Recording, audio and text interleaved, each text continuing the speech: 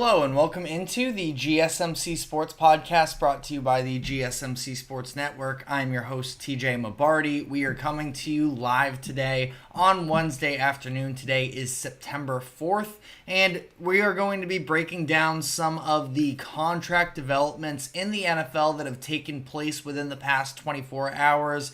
We are now at this point just over 24 hours away from kickoff of the 2024 NFL season, and teams are making their last-minute cram moves to get under the deadline and head into the season with a strong start. So that includes yesterday's contract extension that was handed out to Pat Surtain, where he becomes the highest-paid defensive back in NFL history. So we will be breaking down that deal along with the contract extensions handed out to 49ers offensive tackle Trent Williams to finally end the holdout, and additionally a surprise move for another veteran in Cameron Hayward, who got a new contract extension with the Pittsburgh Steelers. So we're going to be diving into all of those. Additionally, we'll talk about Stephon Diggs, who is now with the Houston Texans after forcing his way out of Buffalo. He was named a team captain for Houston, and he also additionally did an interview with GQ Sports where he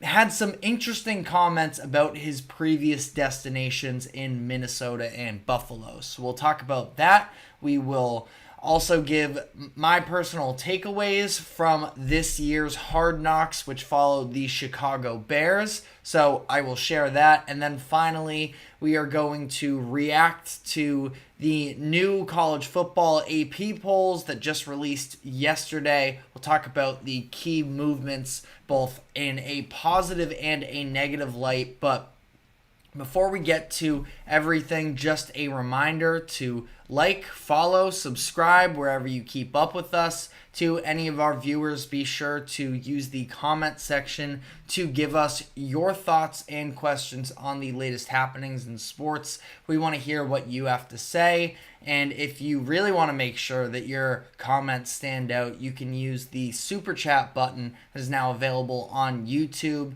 to click on the $sign at the bottom of the chat box to send in your super chat, which will guarantee that your message gets on air, and it is also a very helpful way for us here at the GSMC Sports Network in helping us continue to bring you entertaining sports content. So anything would be greatly appreciated there. You can additionally use the link that is streaming across the bottom ticker, gsmcpodcast.net, to do the same thing. And again, anything would be very greatly appreciated there.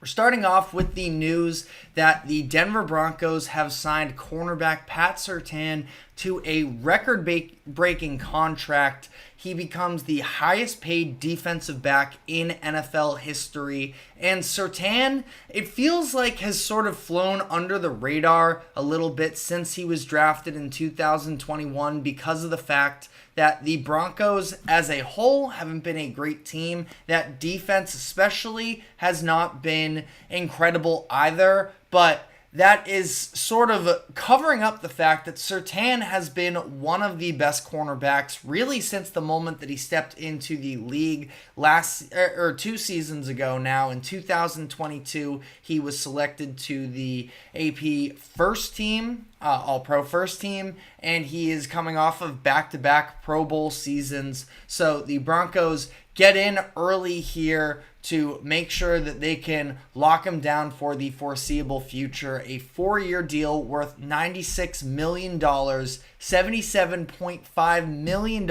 in guaranteed money. And moving forward, he should be somebody that they are going to hope to continue to build around. He is going to be making $24 million in average annual value, which surpasses Jair Alexander as the highest paid cornerback in the league.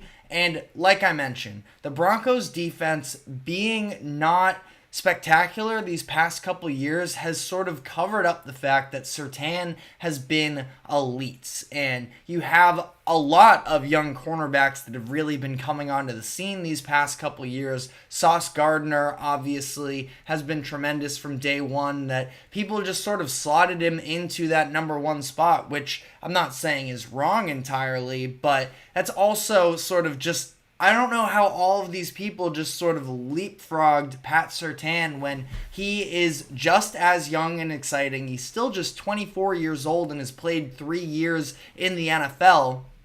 And he has just consistently been getting results. Now, again, the fact that the Broncos aren't that good definitely does disguise the level of success personally that he's been having. But I think this is a great investment for the Broncos. Like I mentioned, still just 24 years old. By the time that this contract expires following the 2029 season, he won't even be 30 years old yet.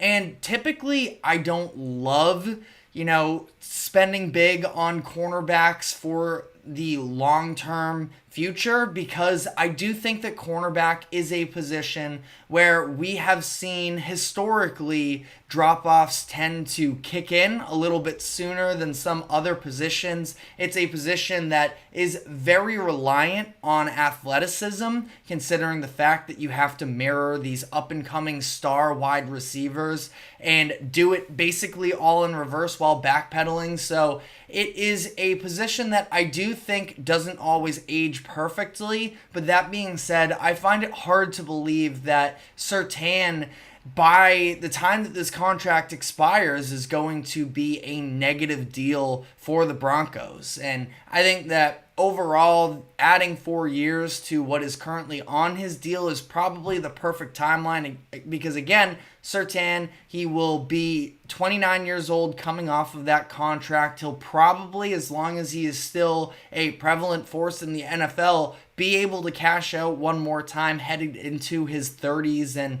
from there, again, it can be a little bit of a crapshoot in terms of how players at cornerback end up developing long term. But again, I think for the Broncos, there were some rumors about the idea that they could look to trade Surtain, but he's still young enough to the point that the Broncos have a lot of almost culture building to do, considering the fact that it's been very messy for them the past couple years, ever since, of course, the Russell Wilson trade, but then even last year as well, with Sean Payton coming in, sort of coaxing him out of retirement by giving him this massive contract as well. The Broncos are expecting to be able to win under Sean Payton. To what extent that is definitely still to be determined, but they aren't hoping to just bottom out and be uncompetitive during this time, because Sean Payton, I'm sure, isn't trying to coach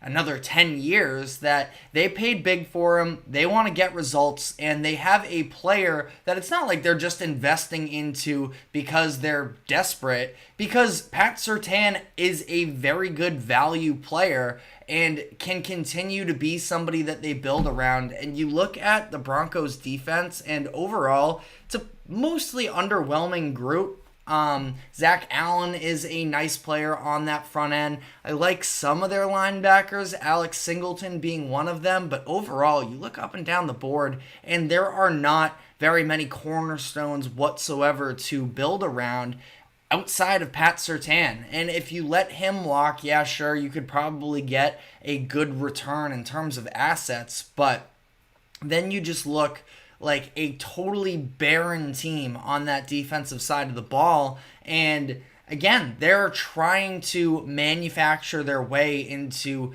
being at least competitive. I don't want to go contenders at this point, because I do think that the Broncos are still a ways away until they get to that point. Obviously, playing in the AFC West as well doesn't really do you any favors, because the Chiefs aren't expected to let up anytime soon. There's a lot of optimism as well about the Chargers now with Jim Harbaugh in town, that he should be able to, within the next, call it 2 years, I think 2 seasons is really just about the maximum amount of time it'll take for Harbaugh to really turn the Chargers around. Now, maybe I'm overly optimistic there, but the history of Harbaugh would show that typically when he arrives somewhere, it doesn't take all that long to be able to sort of transform it into a winner. So, I mean, the Chargers have the pieces. They have Harbaugh, they have Justin Herbert, and the Raiders, the Raiders are definitely a little bit more of a gray area in terms of what their exact path is. Pulling for Antonio Pierce, the interim coach that was hired full-time this past offseason. They have some good players. I'm very stuck up on the quarterback situation there, and they don't have their answer there yet. But that being said, they end up picking in the top 10 and getting a Shedeur Sanders or a Carson Beck, somebody that could be their long-term option. Who knows, really? So, again, it's not a star-studded division necessarily, but the fact that the Chiefs are in the way is a huge obstacle to overcome. So, again, the Broncos have a way to go here, but there's a lot of optimism about what Sean Payton can do with the offense this upcoming season, drafting Bo Nix 12th overall. A lot of NFL fans, I should say, aren't exactly sky high on Bo Nix, and there's reasons for that. The fact that, it really took him a long time to come into a positive quarterback at the college level, and now we're talking about, can he make that next jump to the NFL, where his arm strength or a little bit lack thereof could be a little bit more well documented, the speed of the game, all of the adjustments you have to make when taking that leap. That being said, quarterbacks, drafting them in the first round is just as much as a crapshoot as I mentioned earlier with cornerbacks on that second contract. So there's a lot of guessing games, of course, in the NFL, but ultimately, I think that their offense could be semi-productive this upcoming season, and it's going to be that defense that's really going to push them. Again, obviously, still a bit question mark with Bo Nix on the offense, so I'm not saying it's just the defense, especially because it's most areas of the defense that they need to really lock up. But I think Pat Surtain is a great start. If you want to be able to compete with the elite offenses and shut them down, the number one rule is you need somebody to match up against their number one and go rep for rep with them. And Pat Surtain is 100% a player that I think is capable of that. And again, cornerback is also such a weird position in terms of counting stats can be very deceptive with how they play, because if you're doing your job right as a cornerback, you're not going to have very many pass deflections or interceptions because they're not going to be throwing to you. So, if you look at the statistics for Surtain last season, I suppose it's a little bit down, but at the same time, not really something that I'm putting all too much stock into. I believe in the process. I believe in the film. Surtain has been a stud since he was with Alabama. He was worthy of a top 10 pick at the time, ended up going number 9 overall, and he has given the Broncos no reason to regret that decision up to this point. So, again, he gets to cash out, become the highest paid defensive back in NFL history. The Broncos get somebody that they can hope to continue building around on that side of the ball. And I think this is a win-win deal, especially considering the fact that the Broncos really don't have all that much money tied up into different players other than Russell Wilson, who isn't even on the team anymore.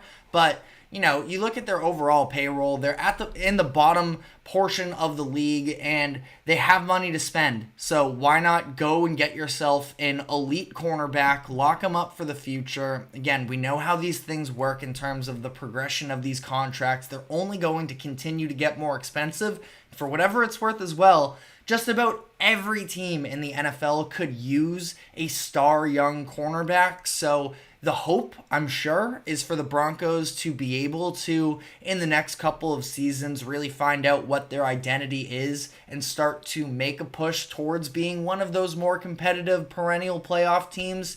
But if that doesn't end up being the case, Surtain, I think, would be a great trade chip to have on the books, especially as these other contracts start to fly off as well, and he gets pushed down the list a little bit more. But again, I have no problem whatsoever with this move from the Broncos, and it's a lot of unknown with their future at this current moment. But again, with Sean Payton in the building, they are hoping to jumpstart themselves a little bit, and the fact that they have somebody the skill level of Pat Surtain to continue to build around, I think, is a huge positive. But definitely be sure to let us know how you feel in the comments section, as we are now going to dive into a couple other contracts that were announced yesterday. The holdout with 49ers offensive tackle Trent Williams has finally come to a close. It's been a very noisy offseason for the 49ers in regards to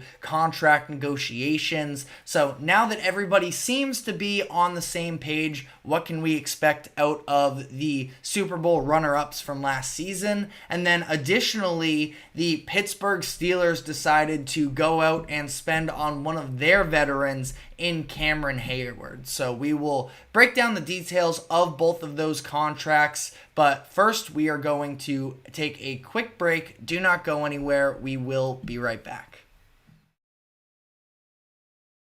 I feel like I'm losing my mind. Is everybody in the world blind? Please, Lord, give me a sign, a sign. I feel like I'm losing my mind. Is everybody in the world blind? Please, Lord, give me a sign, a sign. I wanna be the greatest. Everybody on the fake shit. I look around and feel like everybody is the fakest. I make this every day and I'm impatient, hoping one day I blow up from the basement. Statement, the top is so vacant. I don't hear shit that I think is amazing. Waiting for my day when I'm playing. Sold out shows for 1,000 faces. Hey, give me that crown. Get in my way and to be put down. It ain't your place, all this my town. If I want that shit, then I'll get it right now. I'm losing it, the news if it's some losing shit. A stupid myth, you choose to live or choose to dip. You choose to fight or lose your grip and lose a gift. I feel like I'm losing my mind. Is everybody in the world blind? Please, Lord, give me a sign, a sign. I feel like I'm losing my mind. Is everybody in the world blind?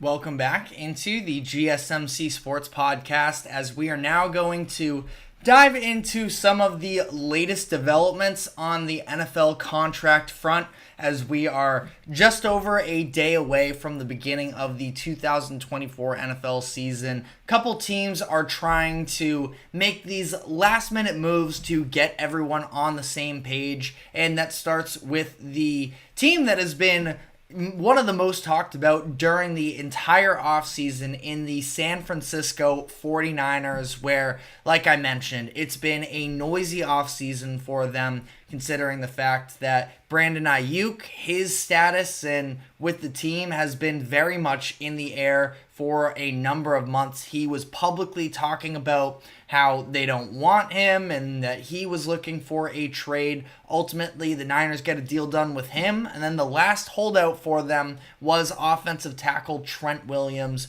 who signs a 3-year, $82.6 million extension with the 49ers just yesterday.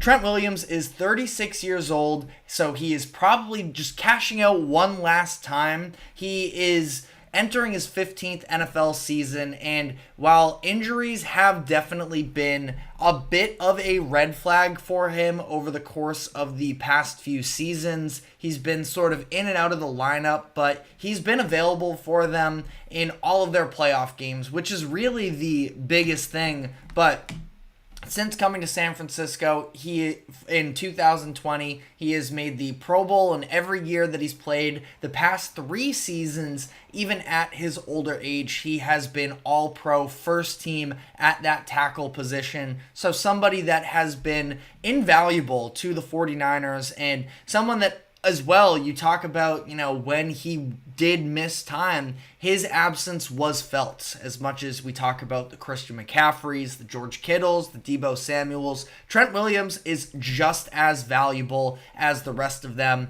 and it flies under the radar. But additionally, if you sort of look big picture at this offense as well, there are other weapons that they can sort of plug and play when you have basically you have the best running back in the NFL in Christian McCaffrey, and then you have two borderline top 10 wide receivers with, I would argue, the best tight end in the league. That's definitely up for debate a little bit more. I would say indisputably has been one of the top 3 tight ends of the past handful of years in George Kittle. There are a lot of different weapons that Kyle Shanahan has been able to utilize, but there's no replacement for a Trent Williams when he's missing. And you talk as well about Brock Purdy and the fact that, a lot of people don't like to give him credit, considering the fact that he has been in such a loaded offense, which is definitely fair. And I am pro Brock Purdy. That being said, though, it's not like he has these outstanding physical characteristics that set him apart. Trent Williams being his blindside blocker is massively important because you basically don't have to worry about Brock Purdy I think he has relatively good pocket presence as it is, but it's almost just that much easier for him because with Trent Williams on your blind side, you never really have to worry. So Trent Williams gets his new deal. It is $48 million at signing and then a $25.69 million signing bonus. This adds a couple extra years. In 2021, he signed an extension with the 49ers after that first season. 6 years, $138.1 million. He was going to make just over $20 million this upcoming season, but the 49ers, they restructured the contract of defensive tackle Malik Collins to open up a little bit of extra cap space for this season as well. And Trent Williams ultimately gets this deal done, which I think is, like I talked about, massively important for the 49ers. And also just given the fact that for a Super Bowl runner-up that is running it back with the majority of the same roster. Yeah, you had some losses here and there along the margins, but all of your key playmakers are still available. They're even getting Talanoa Hufanga back this season, their former All-Pro safety that missed the second half of last year. Yeah, you're going to have to tread some water a little bit defensively, maybe with Dre Greenlaw recovering from his torn Achilles that he suffered in the Super Bowl. But again, this is, for the most part, the same team that is going to have yet another excellent chance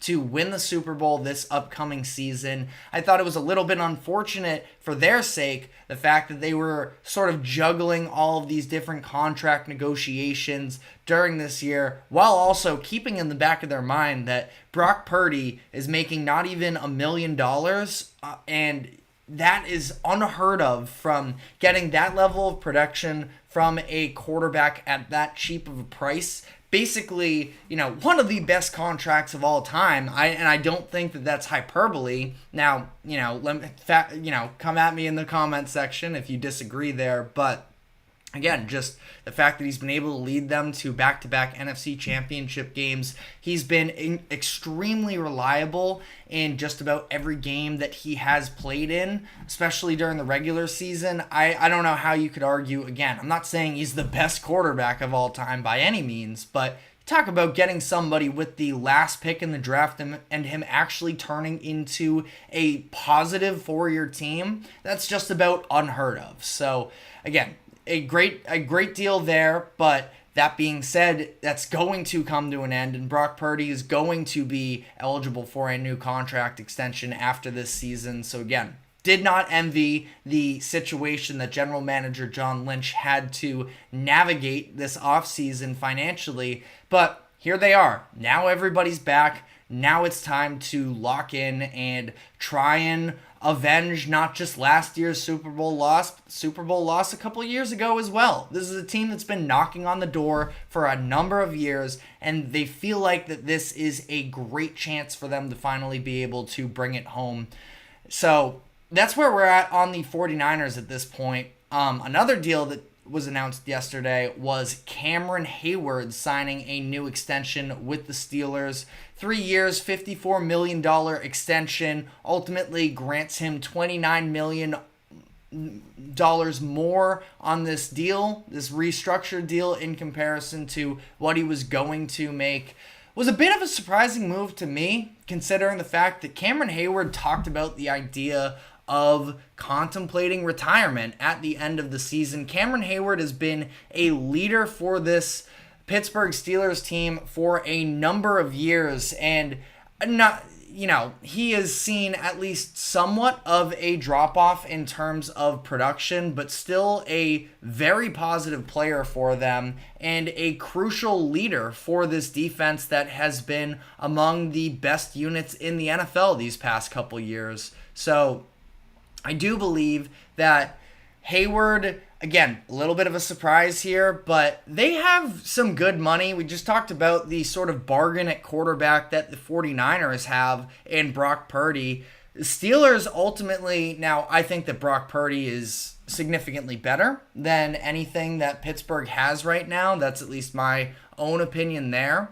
But I mean, they're not paying very much at the quarterback position at all, between a quarterback on a rookie contract in Justin Fields and getting Russell Wilson for a veteran minimum. So, they sort of have the money to spend. And again, ultimately, Cameron Hayward, it's more about what he stands for, I think, than the overall level of production. We've seen a number of some of these other players really step in and take on a bigger role for the defense in Pittsburgh. TJ Watt is the obvious name that he's been an elite player since they drafted him a handful of years ago, but they have other guys too that continue to develop for them. And ultimately, this is still a good defense. Cameron Hayward is still a positive player for them, and somebody that, again, with a Steelers team that has been treading water a little bit these past few years in terms of being kind of in mediocrity, haven't won a playoff game since 2016. You have somebody in the building, along with Mike Tomlin, of course, but, on the roster that has seen good playoff runs in the past and knows what it takes to win. So, ultimately, again, we're talking about a guy that he is headed into, at this point, drafted in 2011, so, quick math here, year 13, something along those lines. Multiple All-Pro appearances throughout his career, and somebody that, you think that you can definitely rely on from a leadership standpoint.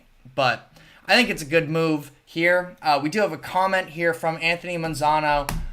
When you say Patrick Surtain Jr. broke the record for the highest paid corner, is it per year average or the overall contract? So I know for a fact the per year average is now the record, because the average annual value on Surtain's deal is $24 million per year. The previous record was Jair Alexander of the Green Bay Packers, who was at $21 million, and I believe the total of it was $96 million is the most ever.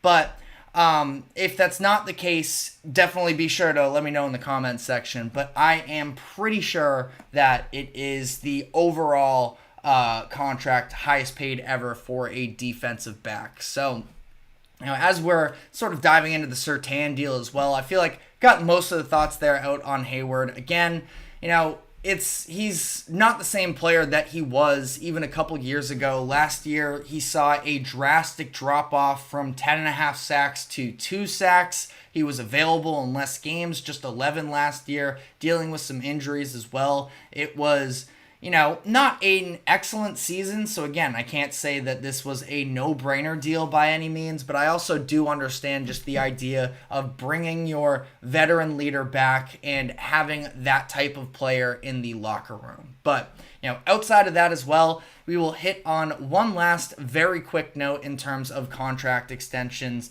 and the fact that the Washington Commanders, this news just broke, double check here, a couple hours ago, that the Washington Commanders are signing offensive guard Sam Cosmi to a 4-year contract extension as well to try and, secure that offensive line in front of Jaden Daniels for the next handful of years. Cosmi has been a positive player for them. They took him in the second round of 2021, and ultimately, again, it's just about protecting the future. And right now, the future is Jaden Daniels for the Washington Commanders. So I think that this is a positive move. Now, you let me know what your thoughts are on any of these contract extensions, but we are now going to take a quick break following. Actually, we have time for one more comment here from Anthony Manzano. Surtain has the highest, then it's Alexander, then it's Terrell, then it is Ward and Ramsey. So yeah, I think that makes sense. And again, the other part of it too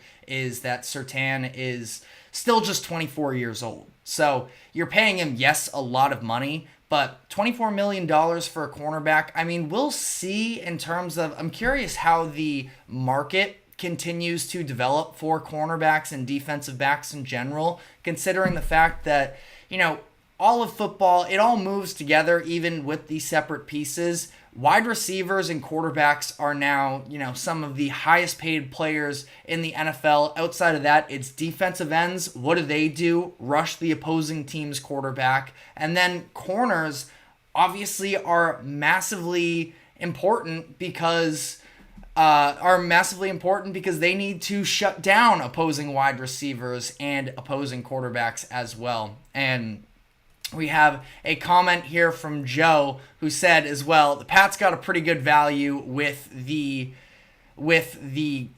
certain quarterback in the 2000s. Very fair point there. Getting Tom Brady at a 6th round pick is also incredible value as well. And Anthony points out as well, offensive tackle, absolutely. It's just the direction this game is headed in is on the offensive side of the ball, airing it out. All of those positions that sort of impact that as well are where the money is going to go over the course of these next handful of years. So tackle is a great call there as well. Cornerback is sort of, again, one of those positions as well that NFL teams are going to need to, secure in order to keep up with the massive, exponential growth of the wide receiver position in the NFL to try and keep up with those stellar athletes. But again, let me know what your thoughts are in the comment section. We are going to move on here to some comments that were recently made from Houston Texans wide receiver Stefon Diggs, who has, I wouldn't say been a controversial figure, but he's been one of the best wide receivers in the NFL and has also been one of the loudest wide receivers in terms of voicing his displeasure with certain things. So we're going to talk about that and what the upcoming season for Stefon Diggs looks like. But first, we are going to take a quick break. Do not go anywhere. We will be right back. Looking for your daily fix of sports talk without having to pay for it? GSMC Sports Network is available on YouTube. Just search GSMC Sports Network. Get your fix of daily sports talk shows on YouTube. Absolutely free. NFL, college football, NBA, MLB, MMA, UFC, fantasy football, and so much more. GSMC Sports Network has shows running all day long, with new sports shows starting every 2 hours. Just like on your favorite cable sports channel, except GSMC Sports Network is absolutely free. Just search GSMC Sports Network on YouTube to catch one of your new favorite shows, like the GSMC College Football Podcast, Chip Shot Football Podcast, Hoops and Heels Women's Sports Podcast, GSMC Basketball Podcast, and so many more. Check it out for yourself. GSMC Sports Network, now available on YouTube absolutely free. Search GSMC Sports Network on YouTube right now.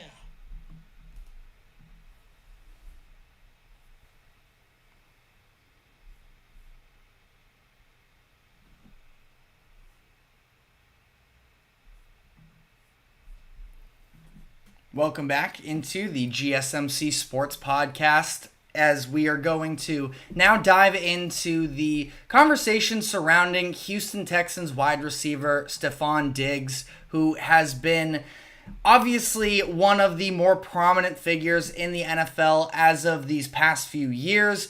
given his time in Minnesota, where he emerged onto the scene. The Minnesota Miracle, of course, is probably his most signature play of his career, but we've now seen in the past few seasons him force his way out of a couple different situations that have been ultimately, I'm not going to argue that the Viking situation with Kirk Cousins was incredible, but overall it was pretty stable, all things considered, and he just had one of the best quarterbacks in the NFL in Josh Allen throwing to him, and it seemed like for a lot of those years he was sort of hinting at his displeasure, and I'm really not sure what it was, because he was one of the most targeted wide receivers in the NFL for a couple seasons, and I thought that they went out of their way almost to some degree as well to try and give him those looks, and ultimately something behind the scenes, he talked about in an interview with GQ Sports that he just appeared on. The article came out on Tuesday afternoon, I believe it was,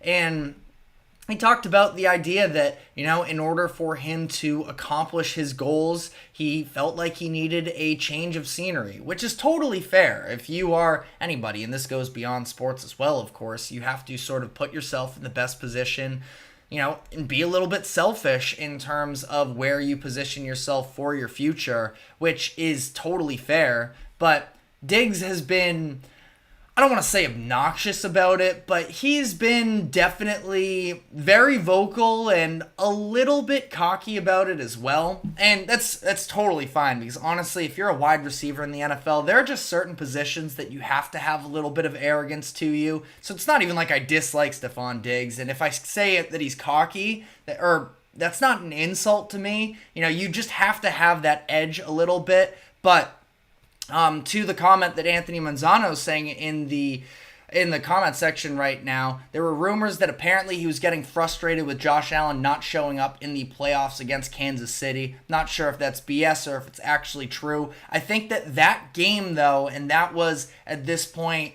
2021, is sort of when we started to see a little bit, or 2022, I don't know, whichever playoff year, the year where Diggs took the picture. It was the 2021 AFC Championship game, I think, where he took the picture of the confetti coming down. It'll hit. I think that ultimately that's where we started to see a little bit of frustration from Diggs, and there was a lot of noise headed into last season during the offseason about Diggs and Josh Allen not being on the same page. I think that ultimately, I think it would be unfair of him to specifically say Josh Allen isn't showing up enough. I know that he has had moments where specifically I more so look at that playoff game against the Bengals, and that one was 2021. I have my years all mixed up right now, but I think that was the one where I was maybe more disappointed in him. During that AFC Championship game against the Chiefs, 13 seconds. Like, that's when Josh Allen ended up throwing the game-tying touchdown, and the defense is the one who let it down. But Anthony's comment here, as a football fan, I'm not sure what the difference between arrogance and cockiness is. I've always thought they're the same thing.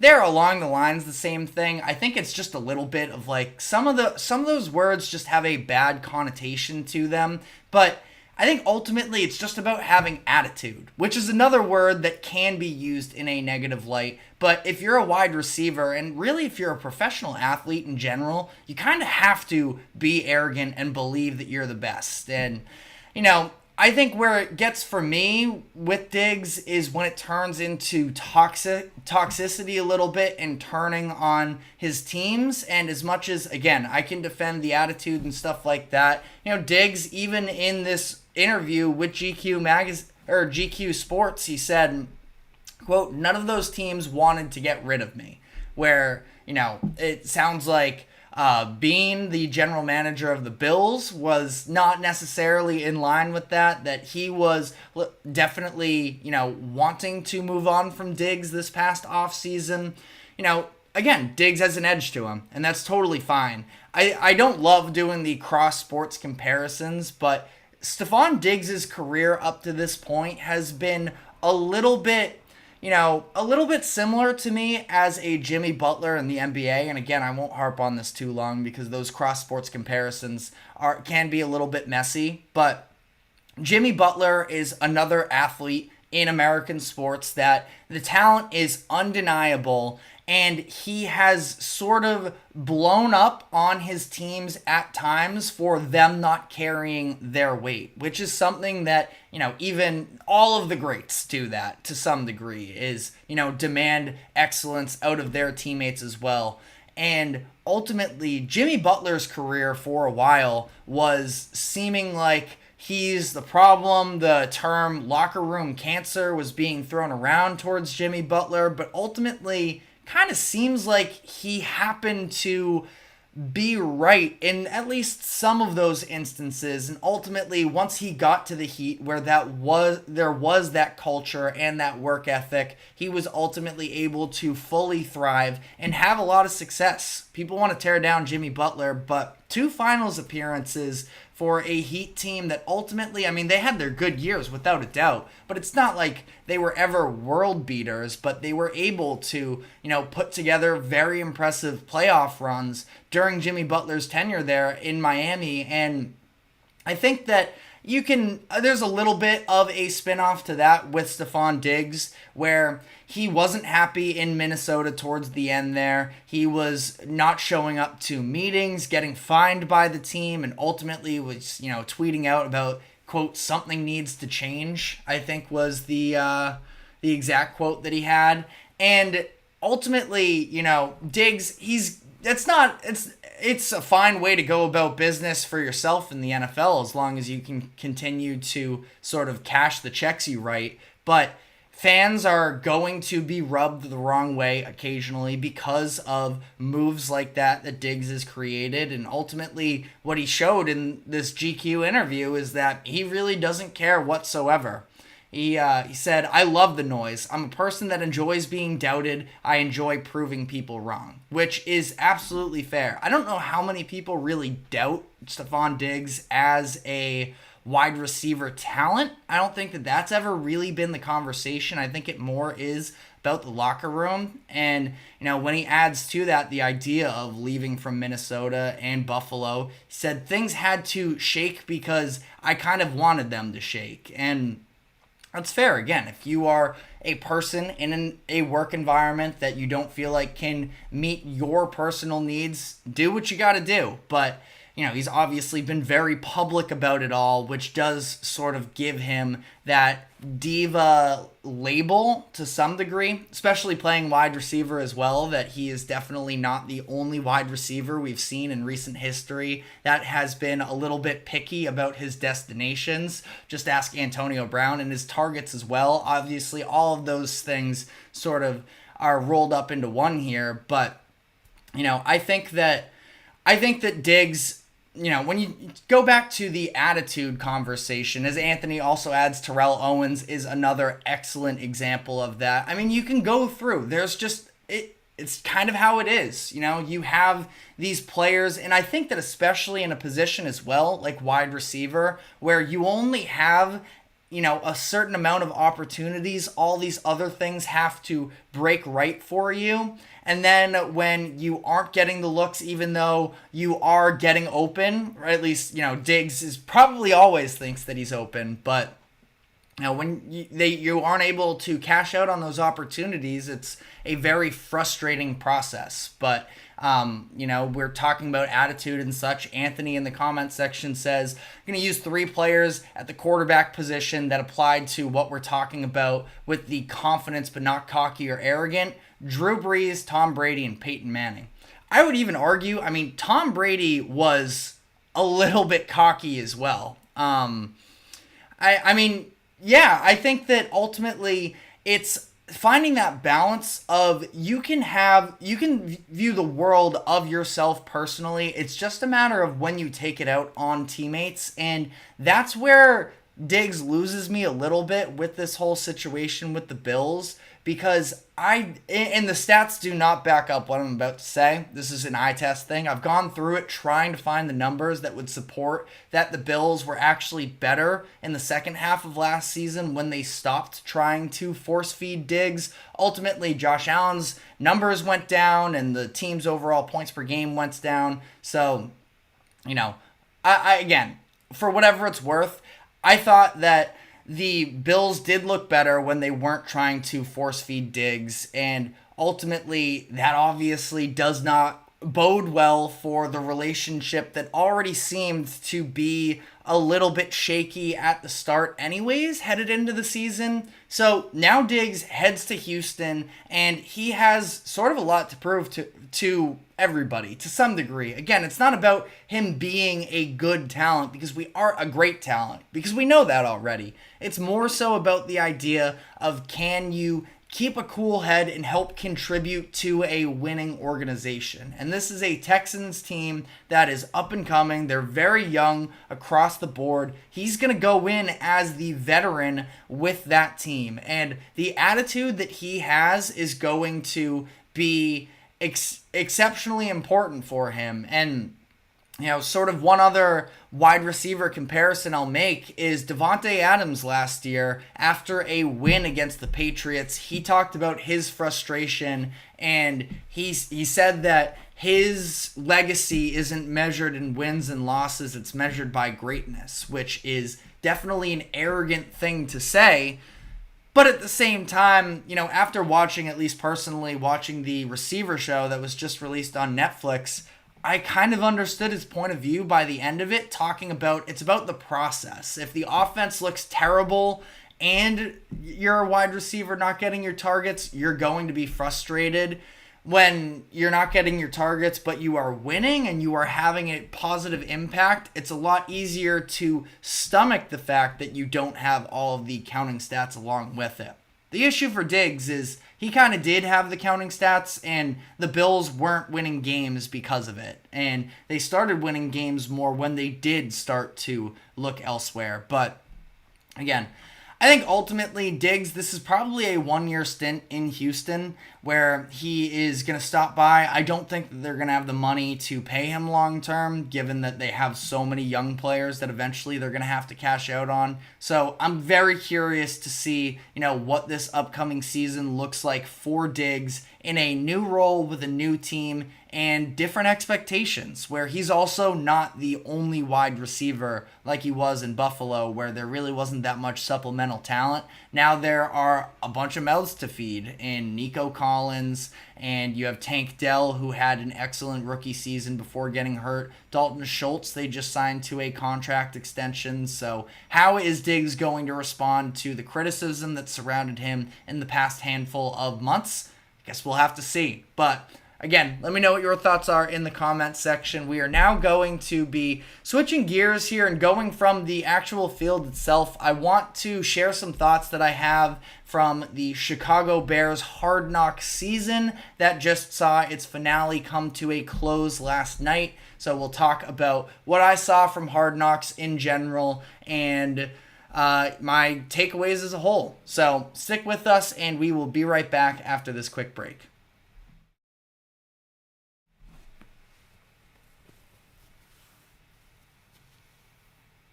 For the best and latest podcasts available anywhere, go to the podcast app on your cell phone and type in GSMC to access free content-rich podcasts on health and wellness, book reviews, sports, entertainment, relationships, social media, movies, technology, finance, and even weird news. Subscribe and download the GSMC Podcast Network's family of shows, available everywhere podcasts are found.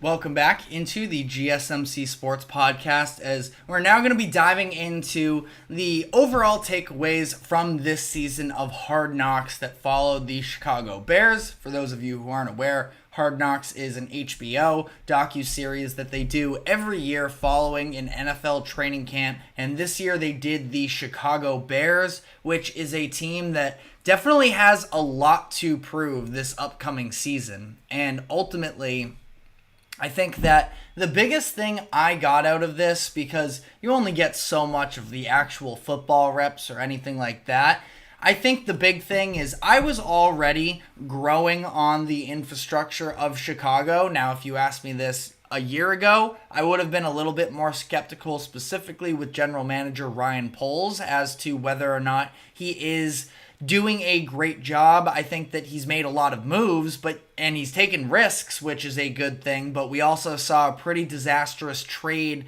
of giving up what ended up being, I believe it was the first overall pick of the second round in 2023, and ultimately they traded that for Chase Claypool, who just never panned out in Chicago. So Poles has had his hits, but he's definitely had his misses as well. And he's been aggressive, which is a positive, but at some point, if you're being aggressive multiple times and you're missing, you're just losing. So, I'm not saying that it's been the utmost confidence always for me with Chicago, but I've been a fan of Matt Eberflus since he was hired.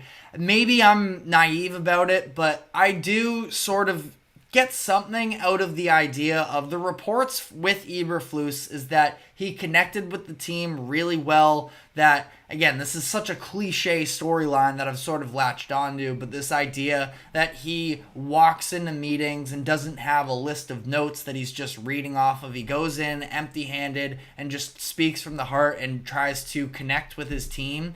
And again, I know that when we're talking about football, it's all about, toughness and everything like that. But I do feel like in order to be a successful head coach, you have to be able to have some level of relatability to your players. I thought at the end of Bill Belichick's tenure in New England, there was a very clear divide between him and the players. And maybe it's just this whole new age of the NFL with this younger generation that, not coddled, but the idea of connecting a little bit more. But not just the fact that he is, a nice guy or anything like that. I do think he actually knows his stuff when it comes to defense as well. That is his background. And last year especially, where I started to, because, Eberflus's job, I think, was a little bit on the hot seat last season, but the fact that they closed the season the way that they did with their defense playing like a top 10 group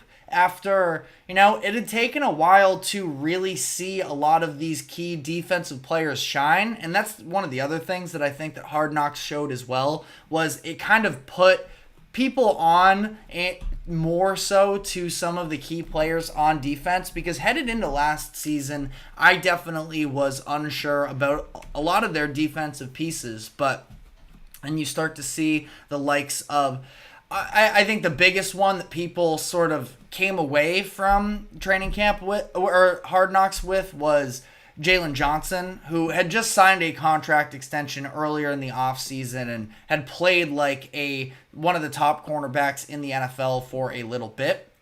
So it was less so that, but then you start to see other names that I think are important to keep in mind. That secondary, you have Jaquan Brisker, hard-hitting safety. Kyler Gordon is more of a nickelback, but again, he can lay the stick and is also pretty good in coverage. Tyreek Stevenson ended up having a really good rookie season for them. So ultimately, this is a Bears defense that was taking a little bit of time to develop, but they add also the likes of a TJ Edwards and a Tremaine Edmonds over the past couple years. They make the trade for Montez Sweat at the trade deadline last season. And again, from that point on, Sweat produced and the defense produced as a whole, to the point where you can see sort of the direction this team is heading in, and that it's not a complete dumpster fire. And now you add on top of that the selection of Caleb Williams, who you can only get so much in terms of the actual football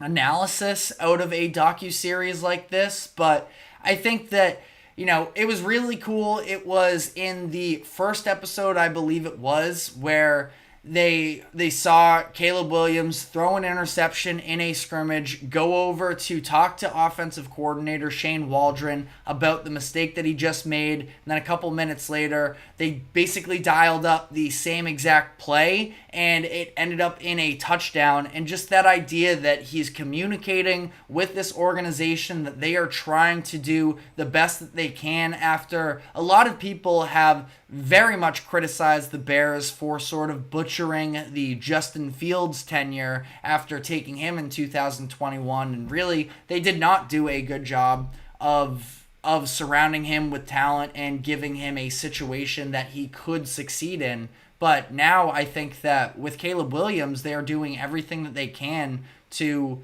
try and just show him how to grow as a player. They know that he is an elite talent, but ultimately this is a situation where he is stepping in and he has massive expectations on his shoulders, being the number 1 overall pick, being one of the most highly touted quarterback prospects in recent history, to the point where I think that ultimately, this is a situation where I am buying into the long-term infrastructure of the Bears. And that's not something that I would have expected to be saying a couple years ago. But I feel like they're at this point now where this is a little bit of a make or break season to some degree as well, considering the fact that Matt Eberflus does sort of have his job on the line. They desperately need the quarterback's position to pan out for them. They've had multiple number 1 overall picks over the past couple years, and they decided to pass up on not just Bryce Young, who ended up going number 1 overall in 2023, but also CJ Stroud, who had one of the most impressive rookie quarterback seasons that we've seen in recent history, maybe in NFL history altogether. So I do feel like this is a situation where I can feel good about the process right now, but there is also still a lot of proving to be done from the Bears organization this upcoming season. And ultimately, him and Ryan Poles, they need this to work out for them. And I have confidence in that. And it was kind of funny seeing as well, a lot of the internet made a big deal about it, especially because it's the Giants of all teams. But Joe Shane, their general manager, there was a clip towards the end of last night's episode where they were both at the Clemson-Georgia game from this past weekend scouting, and Joe Shane said to him, it must be nice not having to evaluate that quarterback position anymore, which obviously with the Giants, with Daniel Jones, with how much of a storyline that it obviously is, the internet ran with that a little bit. But I mean, it's true. It's just about sort of putting the surrounding pieces outside of him to make sure that they are set for the upcoming future. So ultimately, again, I'm buying into the stock of what I already was sort of leaning with the Bears are in the right track. And now that they have ideally the quarterback in position, I do think that they have the coach. Again, Ryan Poles, he's made some bad moves in the past, but when you talk about just the personal connections that Eberflus and Poles were able to demonstrate during this season's series of it, I think that it is the right way to operate under, the sort of new times with where we are at in the world and, with this next generation of athletes that's coming up right now. I believe in the future. I believe in the infrastructure, and the Bears are going to be a team that is going to be vying for a playoff spot this upcoming season. I would say, generally speaking, there are 2 things that are really, up in the air a little bit. It's the idea of, can Shane Waldron be a good offensive coordinator? I'm curious to see how this pans out for him. He spent the past 3 years in Seattle as their offensive coordinator. Ultimately, it was a mixed bag. It was pretty middle of the pack in 2022. The Seahawks were, widely speaking here, statistically, a top 10 offense in the league. That being said, I'm also a big fan of Dave Canales, who was with the Seahawks as the passing game coordinator that year. He moved on to the Buccaneers in 2023, and the offense took a step back. Now, it's not like the Seahawks. They have their receivers, absolutely, and I do think that they have good running backs, but it's not like it's the most talented offense in the world anyways, with Geno Smith and some question marks on the offensive line. But I'm curious about Shane Waldron. I'm curious about the offensive line, where a lot of people are sort of burying the Bears because of the offensive line, saying that they aren't going to be able to hold up. It's actually a pretty decent offensive line. It's not going to be top tier. It's not going to be, among the elites of the world, but they should be able to give Caleb Williams sufficient time to operate and ultimately, sure, there are questions about Caleb Williams, but, I think we just have to see how that plays out. I am a believer in him personally. I know there are people who aren't either, so it's not like you can just shoo him in to be a success in the NFL, but they at least have a temporary answer at that position. These next couple years are going to be about continuing to build on the culture that they've established these past couple years and seeing what they have in Caleb Williams, because it's not often where you get to sort of parlay one first-round quarterback directly into another first-round quarterback and actually be in a better position than you were previously. So, again, I'm buying stock in the Bears long-term, but let me know what your thoughts are in the comments section. We are going to finish off the show today by switching gears a little bit to college football, where yesterday we got the new AP poll rankings, and we're going to be diving into that. But first, we have to take a quick break. Do not go anywhere. We will be right back.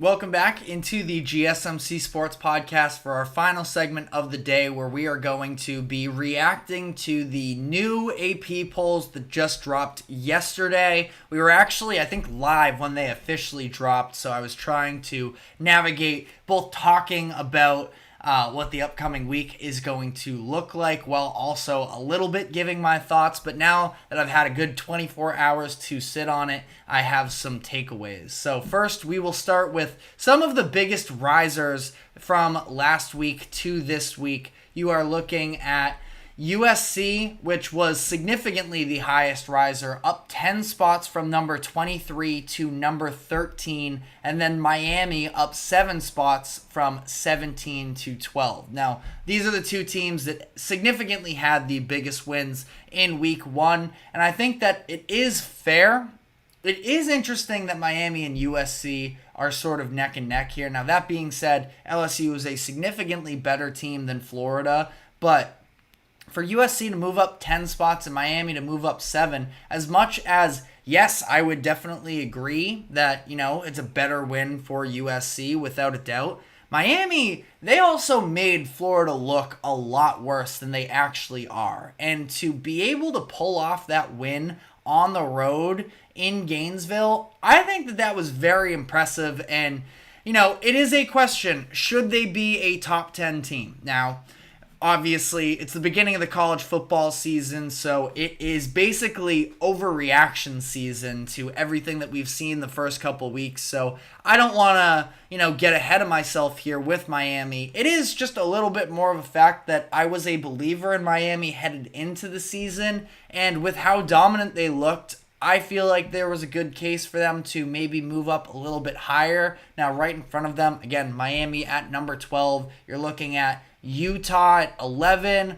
Michigan at 10, Missouri at 9. I mean, I don't know definitively how many teams I would take Miami over. I would probably take them over Michigan and Utah. I think that number 10 spot is probably where I would have slotted Miami into. But again, I don't typically hate not erring on the overreactionary side of things, but I think Miami is going to be a top 10 team in the country this year. And I understand you don't want to panic over one win against an unranked team necessarily when looking at the rankings that way, but I think it was just maybe that I am reaffirming myself a little bit too much here after what was a dominant win against Florida. USC, great win against LSU. I do feel like LSU beat themselves a little bit with their offensive approach. We talked about this on Monday, the fact that they were airing more so on the airing it outside and using the passing game, which is totally fair because you have Garrett Nussmeier, who is an up-and-coming quarterback. I thought he made just about every throw. Sure, there were plays that was a little bit inaccurate, but for his second career start, that was an excellent performance.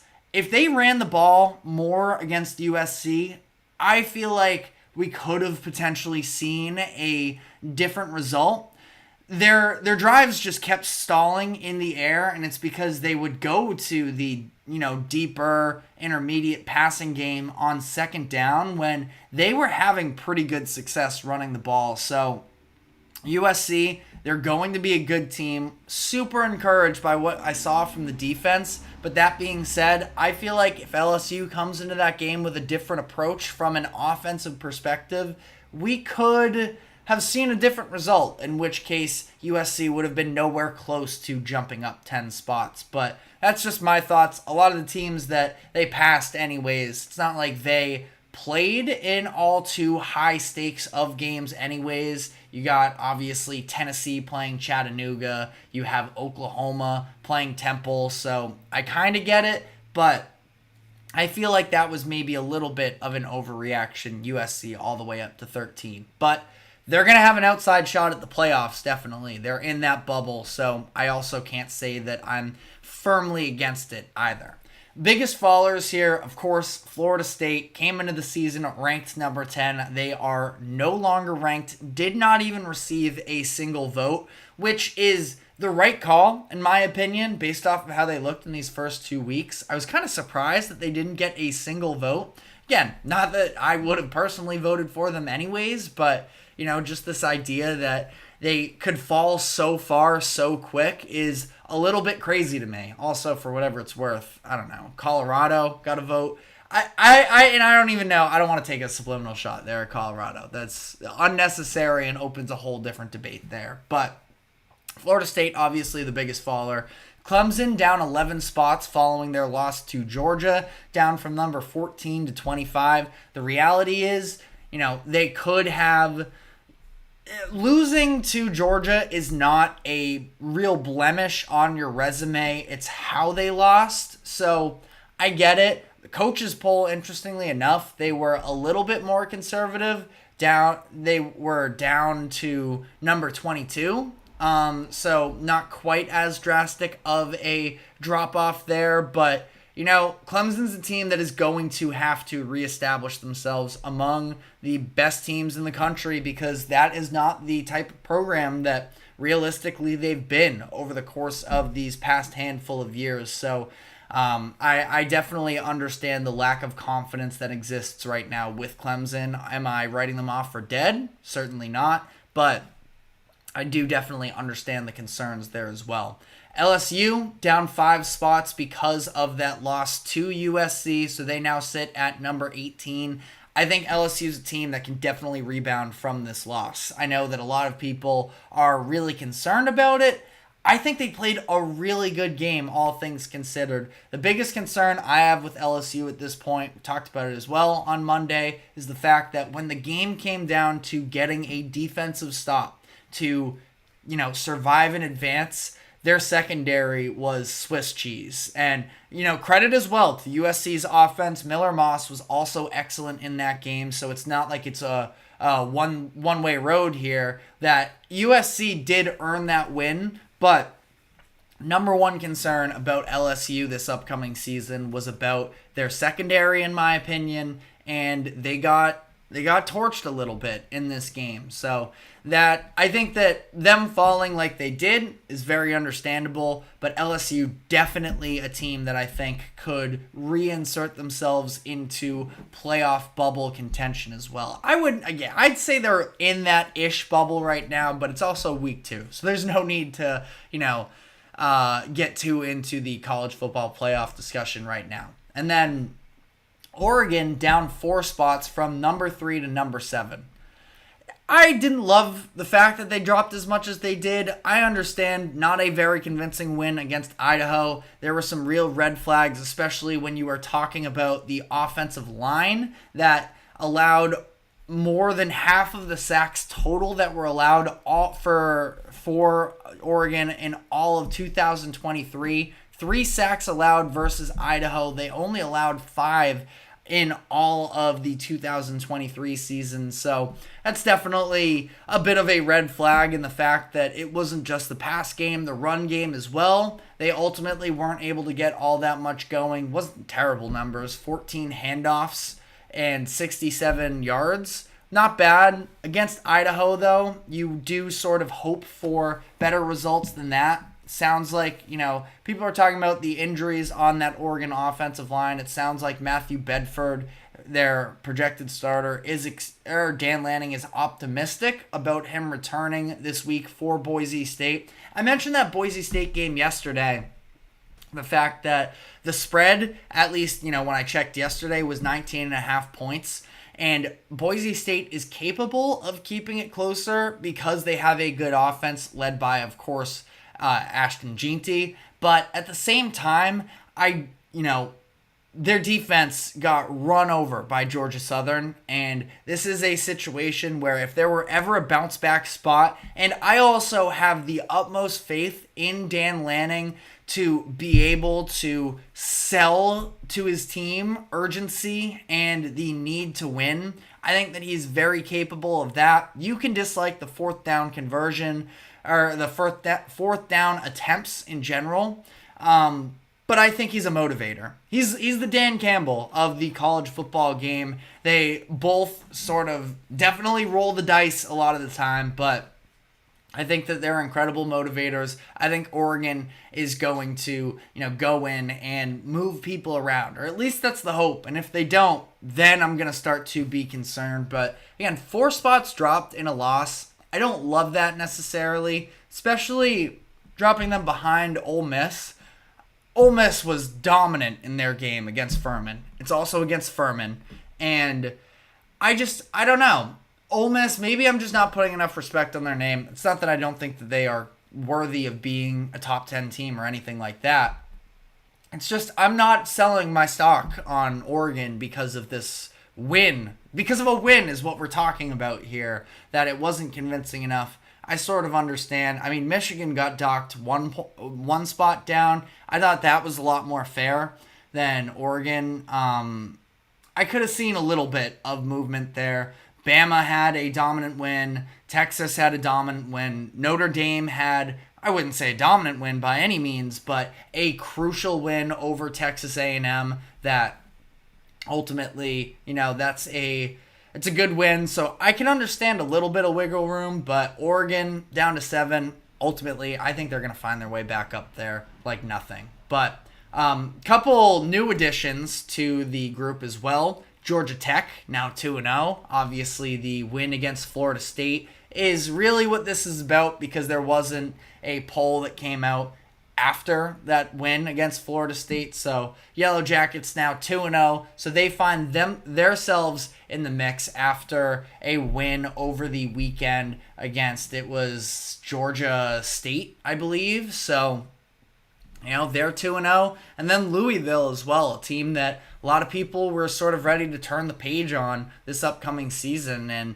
they are now in the picture because you're looking at A&M and Florida State falling out opens up a little bit of wiggle room there. Interesting to note that in the coaches poll, it's not Georgia Tech that ended up making it into the top 25. It was Washington, a team that, again, just like Louisville, a lot of people, since they lost a number of key personnel members, even worse for Washington was losing Kalen DeBoer, of course, their head coach from last season, but they are sort of hanging in there, at least with votes. By the way, shout out Boston College for receiving 49 votes as well into the top 25. I'm from Massachusetts. I don't think I've ever seen a number next to Boston College's name, and I don't anticipate that's going to be the case. They play Duquesne this upcoming week, and then they're going to play Missouri in Missouri. So, I mean, if they pull off a miracle win there, then the Bill O'Brien effect is in full effect, but that's not really how I see this going down. But let me know what your thoughts were, what your takeaways were from the new AP polls being released. But that is all the time we have for today. Thank you very much to the GSMC Sports Network for allowing us to host this show. Remember to like, follow, subscribe wherever you keep up with us. Be sure to catch us out on social media as well for more exclusive short content. And we will be back tomorrow afternoon, NFL game day tomorrow afternoon at 2 o'clock p.m. Eastern. We'll be bringing you some fantasy implications and picks as well for that. So you will not want to miss out there. Again, 2 o'clock p.m. Eastern. We will see you then. Take care.